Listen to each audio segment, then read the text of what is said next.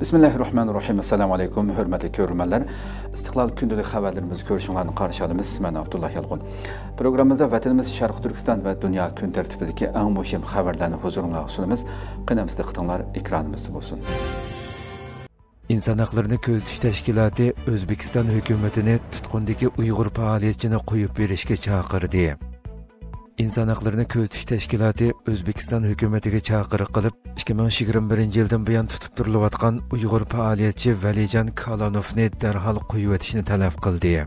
Xalqaralıq təşkilat İnsan Haklarını Gözetiş Təşkilatı 31 mart e'lon qilgan mazkur chaqiriqda Özbekistan hökumətinin 2021 yılı 12 aydan başlab ruhiy kasallar doktorxonasiga majburiy qamalgan fəaliyyətçi və tor yazğıcısı Valijan Kalanovni dərhal qoyub verishi və onunğa tölen verishi kerakligini ta'kidlagan.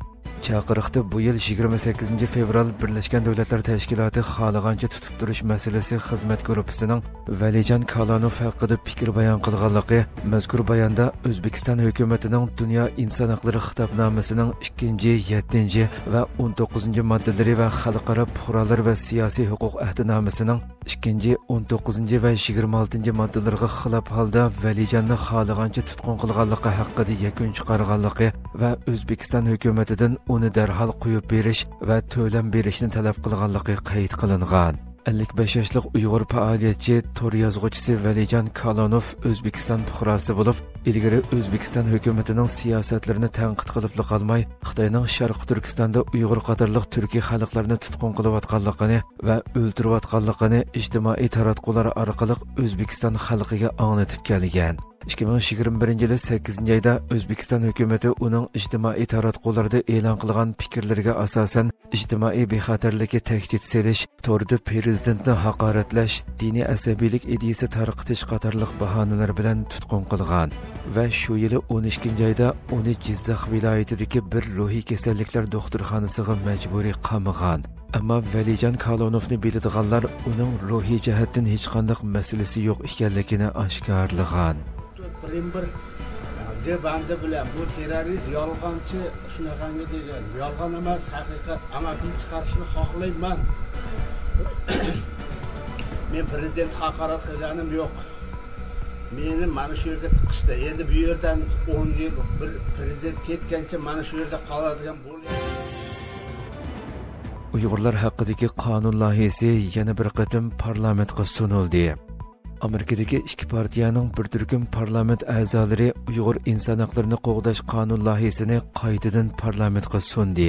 Erkin Asiya radiosining bu vaqtdagi xabarida qayd qilinishicha, Amerika Avam palatasining ikki partiyaga tabe 12 palata a'zosi Xitoydagi bostirishdan qochib chiqqan Uyg'urlar va boshqa osonliq millatlarning Amerikada panohlik tilash ishlarini osonlashtirishni, qo'shimcha yordam ta'minlashni maqsad qilgan bir qonun loyihasini sungan.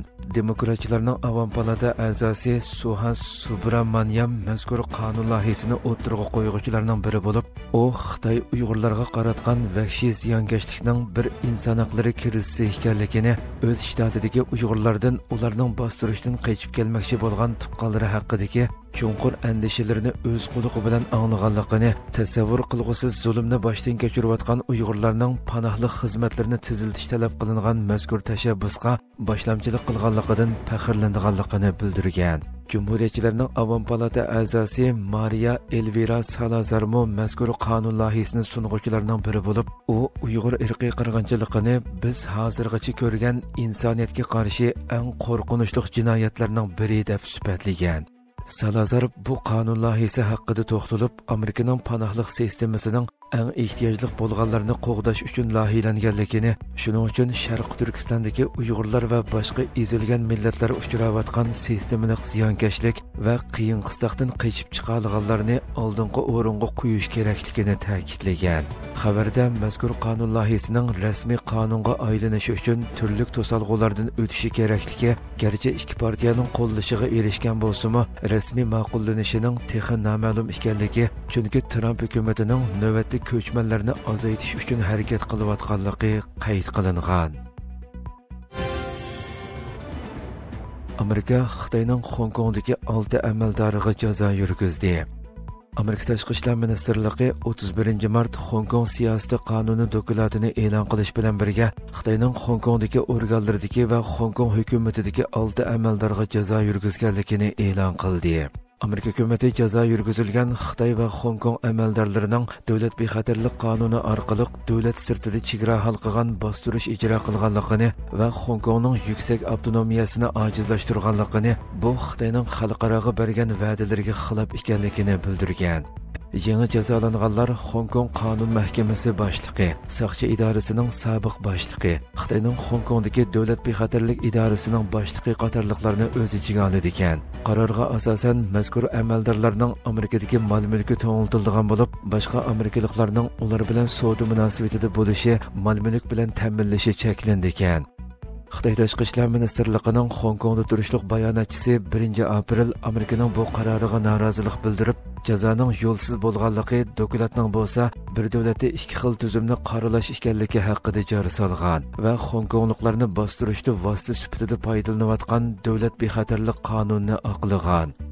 Hong Kong hukumati Xitoyga mos holda bayonot e'lon qilgan bo'lib, Hong Kong va Xitoy tarafidan tutqun qilinganlarning chet elda davlat bexatarligiga ziyon yetkazadigan ishlarni davomlashtirganligi, davlatni parchalashga quturatganligi va boshqa davlatlarni Xitoy va Hong Kongni jazolashga, qamal qilishga va boshqa dushmanlik harakatlarini qo'llanishga undiganligi, bu sababli ularga qarshi tadbir qo'llanganligi, Amerika tarafining Hong Kong hukumatining tadbirlarini qasddan qoralab, mas'uliyatsiz so'zlarni tarqatganligi haqida jar solgan. Qirg'iziston, Tojikiston va O'zbekiston chegara kelishimi imzoladi. Qirg'iziston, Tojikiston va O'zbekiston chegara kelishimi imzoladi. 31 mart Tojikistonning Xo'jand shahrida Qirg'iziston prezidenti Sadir Japarov, Tojikiston prezidenti Emomali Rahmon va O'zbekiston prezidenti Shavkat Mirziyoyevning ishtirok qilishi bilan o'tkazilgan yig'indan keyin uch taraf chegara masalasi haqidagi kelishimga imzo qo'ygan.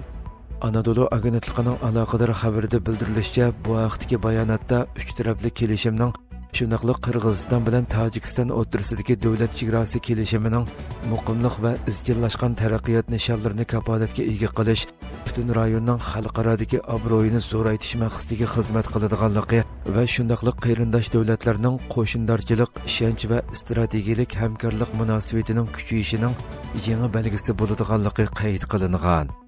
Bu kelishimning imzolanishi Qirg'iziston va Tojikiston prezidentlarining 13 mart davlat chegarasi to'g'risida kelishim imzolashidan 2 haftadan ko'proq vaqt o'tgandan keyin ro'yobga chiqqan.